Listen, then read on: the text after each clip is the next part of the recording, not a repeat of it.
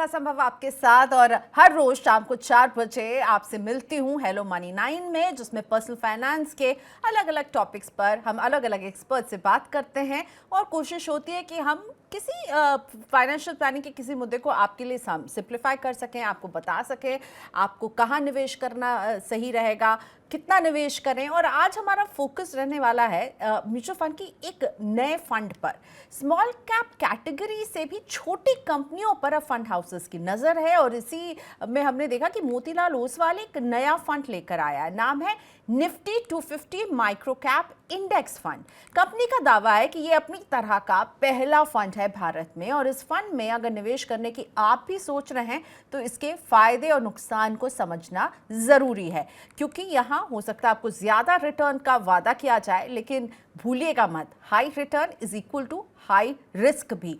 तो रिस्क के साइड को समझना भी बहुत जरूरी है, क्योंकि बात आपके पैसों की है, वो पैसा जो आप बहुत मेहनत से कमाते हैं।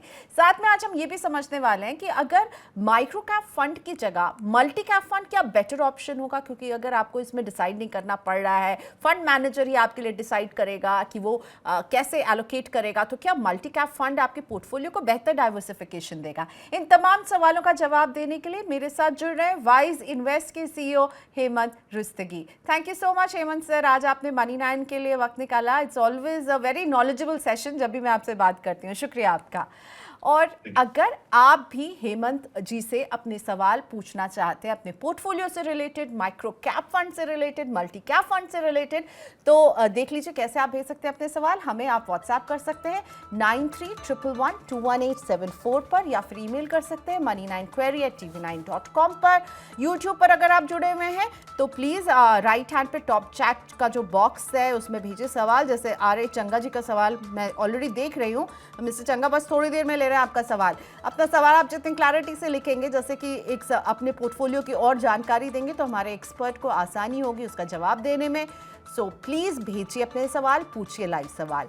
अब चलते हैं हेमंत सर के पास फिर से। Welcome to the show again Hemant sir. Motilal Oswal Nifty 250 micro cap index fund, बहुत इंक्विजिटिव हूँ मैं इस फंड को लेकर के। मैं जानना चाहती हूँ आपका क्या व्यू है। अपनी तरह का पहला इंडेक्स फंड है जो माइक्रो कैप को ट्रैक करेगा। इस फंड को आप कैसे देख रहे हैं, और निफ्टी 500 के बाद की ये 250 कंपनियों को ट्रैक करने वाले इंडेक्स को जो है फॉलो करने वाला है, आपका क्या व्यू है इस पर? जी प्रियंका, देखिए अगर हम जैसे फंड की बात करते हैं तो नाम है माइक्रो 250 इंडेक्स। सो क्लियरली एक पैसिवली मैनेज फंड है और ये इंडेक्स जिसको ट्रैक करेगा उसका नाम है निफ्टी 250 माइक्रो इंडेक्स। वहां तक पहुंचने से पहले हमें समझना पड़ेगा कि मार्केट के डिफरेंट सेगमेंट्स कौन से हैं, क्योंकि जब तक हम वो नहीं समझेंगे तो फिर ये माइक्रो कैप तक थोड़ा सा उलझन रहेगी हमारे दिमाग में कि एग्जैक्टली है क्या।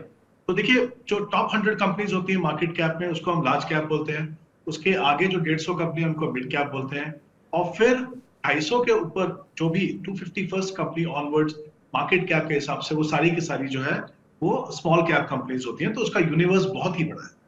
ये जो इंडेक्स है बेसिकली ये देखता है उन कंपनीज को जिनकी मार्केट कैप 501 से 750 हो, मतलब 500 कंपनी के बाद में जो टॉप 250 कंपनीज हैं in terms of market cap वो इसमें आती हैं। तो जाहिर सी बात है कि ये हम स्मॉल कैप के अंदर की बात कर रहे हैं, और ये कंपनी इतनी छोटी है एक्चुअली कि अगर हम इनका मार्केट कैप देखें compare to overall market cap, सिर्फ 3% की इनका वेटेज मिलेगा आपको वहां पे। तो ये बहुत ही नंबर काफी है 250 कंपनीज, लेकिन बहुत ही छोटी कंपनी है। और क्योंकि ये इंडेक्स फंड है तो ऑब्वियसली वो इस इंडेक्स को ट्रैक करेंगे। एज एन इन्वेस्टर हमें समझना होगा कि हम जिन कंपनीज में इन्वेस्ट कर रहे हैं इस फंड के द्वारा वो टॉप 500 कंपनीज के आगे की जो 250 कंपनीज हैं। तो जाहिर सी बात है इतनी छोटी कंपनी है ये, उस कंपनियों में आपको ज्यादातर कंपनियां जो है वो अंडर रिसर्च मिलेगी, अंडर ओन्ड मिलेगी। हालांकि इसमें काफी अच्छी ग्रोथ हमने पिछले कुछ समय से देखी है इसके अंदर, लेकिन क्योंकि ये बहुत ही छोटी कंपनी है तो इनमें प्रोज भी हैं कॉन्स भी हैं। फायदा ये है कि छोटी कंपनी है, in terms of percentage growth काफी अच्छी हो सकती है, लेकिन रिस्क ये है क्योंकि इतनी छोटी कंपनीज है ये बोलना बहुत ही मुश्किल होगा। और जैसा मैंने कहा कि सिर्फ शायद 10% कंपनी होगी जो तो उसके ऊपर रिसर्च होगी। बाकी सारी कंपनी जो है वो अनरिसर्च, अंडर रिसर्च। तो तो आप क्लियरली किसे सजेस्ट करेंगे हेमंत सर, ये निवेश के लिए किस तरह के निवेशकों को चुनना चाहिए? माइक्रो कैप इंडेक्स फंड क्या पोर्टफोलियो में कितना हिस्सा होना चाहिए, या फिर अगर हाई रिस्क और हाई रिटर्न की बात आ रही है तो आप इसे दूरी रखने के लिए कहेंगे? आप किस तरह के निवेशकों को कहेंगे इसमें निवेश कीजिए, और कितने कहेंगे इनसे दूर रहिए? देखिए, क्योंकि हम टॉप 200-500 कंपनीज को छोड़ के हम इन्वेस्ट कर रहे हैं, तो मुझे लगता है आम निवेशक जो एसआईपी से इन्वेस्ट करते हैं, बहुत ज्यादा एक्सपीरियंस नहीं है, इक्विटी खुद से एक रिस्की एसेट क्लास है, आप उस पोजीशन में नहीं हो कि बहुत ज्यादा रिस्क ले सको, बड़ा पोर्टफोलियो नहीं है, तो मुझे लगता नहीं कि उन निवेशकों के लिए ये एक अच्छी ऑप्शन हो सकती है। क्योंकि जैसा आपने पहले बिल्कुल सही कहा, हाई रिस्क हाई रिवॉर्ड तो बराबर है, लेकिन हमें पता है कि इवन स्मॉल कैप इटसेल्फ एक high risk high reward segment है, राइट? उसके नीचे जाना मतलब फिर कहीं ज्यादा बहुत ज्यादा रिस्क है।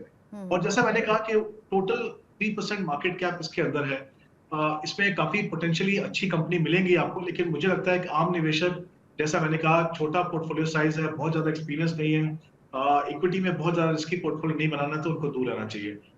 जो निवेशक एक्सपीरियंस है, जिनके पास काफी बड़ा पोर्टफोलियो है, जो समझते हैं इसके अटेंडेंट रिस्क क्या है, जो small cap as a segment को समझते हैं, मे बी वो इसमें इन्वेस्ट कर सकते हैं। क्योंकि फिर आप उस पोजीशन में हैं, आप ये समझते हैं कि इसमें कितना रिस्क है और इसमें रिवॉर्ड भी मिलेगा आपको, बट ऑफकोर्स वॉलेटिलिटी बहुत ज्यादा होगी। बट अच्छी बात ये है, क्योंकि ये इंडेक्स फंड है और तो 250 कंपनीज उसका उसका एक पार्ट है, तो जो रिस्क होता है, अगर शायद एक एक्टिवली मैनेज फंड होता, तो रिस्क कहीं बहुत ज्यादा बढ़ जाता, क्योंकि यहाँ पे 250 कंपनीज है। सेगमेंट इटसेल्फ का रिस्क जरूर है, बट कंपनीज के लेवल पे क्योंकि बहुत सारी कंपनी, रिस्क थोड़ा कम है। एक्सपीरियंस इन्वेस्टर जो रिस्क ले सकें वही करें। फिर भी अगर किसी निवेशक को इसको देखना है, तो मुझे लगता है फिर उनको सिर्फ एसआईपी के द्वारा इन्वेस्ट करना चाहिए, और इसको लंबा समय आपको देना होगा, क्योंकि ये कंपनी ऐसी है जो धीरे धीरे आगे जाएंगी, स्मॉल कैप बनेंगी, स्मॉल कैप से फिर मिड कैप और ऊपर जाएंगी, जो भी कंपनी ऊपर जाएगी। तो अगर आपको इन्वेस्ट करना भी है, अगर आप समझते हैं कि आप रिस्क लेना चाहते हो, तो फिर सिर्फ एसआईपी से इन्वेस्ट कीजिए। और लॉन्गर ड्यूरेशन होना चाहिए, लॉन्गर मतलब 5 ईयर से ऊपर, राइट? या उससे भी ज्यादा आप कहेंगे? मैं कहूंगा कम से कम 10 साल। 10 साल, ओके। सो माइक्रो कैप भले ही वो एक पैसिवली मैनेज्ड ये फंड रहेगा, इंडेक्स को फॉलो कर रहा होगा, लेकिन इस तरह के निवेश को आपको बहुत समय देना होगा। ओके, आपने कहा कि नए निवेशक जो है, न्यू इन्वेस्टर्स के लिए शायद ये उतना अच्छा प्रोपोजिशन नहीं हो, लेकिन क्या जो न्यू इन्वेस्टर्स होते हैं उनके लिए मल्टी कैप फंड कैसे होते हैं? क्योंकि इस पर हमारे पास बहुत सवाल आते हैं, क्योंकि लोगों को लगता है कि इसमें बहुत आसानी से फंड मैनेजर ही पहले ही डिसाइड कर देगा। एक तो ये एक्टिव फंड है, एक फंड मैनेजर है जो डिसाइड कर रहा होगा कि भाई 25% तो मिनिमम रखना ही है हर तरह की कैप में, और आपको एक अच्छा डाइवर्सिफाइड पोर्टफोलियो मिल जाएगा एक फंड के जरिए। देखिए प्रियंका, जब हम इन्वेस्ट करते हैं लॉन्ग टर्म के लिए, स्पेशली जब इक्विटी में इन्वेस्ट करते हैं, दो इंपॉर्टेंट डिसीजन हमको लेने होते हैं। एक तो हमारी एसेट एलोकेशन कितनी हो, दूसरा इंपॉर्टेंट स्टेप होता है कि हमारे जो तीनों सेगमेंट है उसमें एक्सपोजर कितना हो। तो एज एन इन्वेस्टर कभी कभी बहुत मुश्किल होता है आपके लिए डिसाइड करना कि हम कहाँ से शुरुआत करें। हाँ, हालांकि मेरा हमेशा ये मानना है कि आप अगर लॉन्ग टर्म इन्वेस्टर हैं, तो आपका कहीं ना कहीं पोर्टफोलियो में बायस थोड़ा लार्ज कैप के ऊपर होना चाहिए। पर किसी भी निवेशक के लिए वो डिसाइड करना कि कितना मिड कैप में हो, कितना स्मॉल कैप में हो, कितना लार्ज में हो, और फिर उसको अगर वो आपके कंफर्ट लेवल से ज्यादा चले जाए तो उसको रीबैलेंस कैसे करना, उसको टाइमिंग करना, उसके टैक्स इम्प्लीकेशन, बहुत सारे इशू होते हैं। अगर आप चाहते हैं कि ऐसी ऑप्शन हो आपके पास जहां पे इक्विटी के तीनों सेगमेंट का एक्सपोजर आपको एट ऑल टाइम्स मिले, तो फिर मुझे लगता है multi cap as a category काफी अच्छी कैटेगरी है। क्योंकि जैसा आपने बिल्कुल सही कहा, सेबी रेगुलेशन के हिसाब से फंड मैनेजर को इन तीनों सेगमेंट में एटलीस्ट 25% पैसा लगाना है। बाकी जो 25% है वो फंड मैनेजर की डिस्क्रिप्शन है कि वो किसी भी सेगमेंट में लगाए। बट अगर आप मल्टी कैप फंड्स के एनालिसिस करें तो आप देखेंगे कि ज्यादातर जो मल्टी कैप फंड्स हैं उनमें एक बायस है लार्ज कैप की तरफ, मे बी अराउंड 40, 42, 45 ऐसा आपको प्रोपोर्शन मिलेगा। क्या होता है, देखिए, समय पूरा किसी भी समय पे हो, कोई भी मार्केट कंडीशन हो, आपका जो एक्सपोजर तीनों सेगमेंट में बना रहेगा, जो आपके लिए शायद एज एन इन्वेस्टर मुश्किल हो। क्योंकि हमने देखा है जब मार्केट में वॉलेटिलिटी होगी, स्मॉल कैप ज्यादा गिरेगा, मिड कैप उससे कम गिरेगा। फिर हमने देखा कि अब्रप्टली हम अपनी एसआईपी बंद कर दें, या फिर हमें डर लगे कि हमारी चॉइस सही है कि नहीं। क्योंकि आप उस सेगमेंट से कभी निकलते हैं, कभी बाहर जाते हैं, तो उसमें आपको सही पोटेंशियल नहीं मिलता है। मल्टी कैप का फायदा ये है कि आप तीनों सेगमेंट में बने रहे, बट मोस्ट इंपॉर्टेंट चीज ये है कि आपको उस फंड का ट्रैक रिकॉर्ड देखना है, उनकी कैपेबिलिटीज देखनी है कि तीनों सेगमेंट में उनका ट्रैक रिकॉर्ड कैसा है। तो ये देखने के बाद ही आप डिसाइड करें। बट मुझे लगता है एज ए कैटेगरी ये बहुत ही अच्छी कैटेगरी है, क्योंकि इसके सामने अगर हम फ्लेक्सी कैप को देखें, ज्यादातर जो फ्लेक्सी कैप फंड है उनमें काफी ज्यादा इन्वेस्टमेंट जो है वो लार्ज कैप में होती है, उसमें मिड कैप बहुत कम होता है, स्मॉल कैप तो नाम नाम के लिए होता है शायद।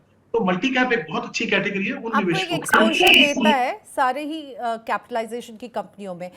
इसके रिटर्न को आप जरा सा एक्सप्लेन करेंगे, कैसे रहे रिटर्न? आपने कुछ हमारे साथ कुछ डेटा भी शेयर किया था, मैं चाहूंगी वो रिटर्न हम दिखाएं, इसको थोड़ा सा एक्सप्लेन कीजिए। रिटर्न के मामले में आप इन्हें कहाँ देखते हैं?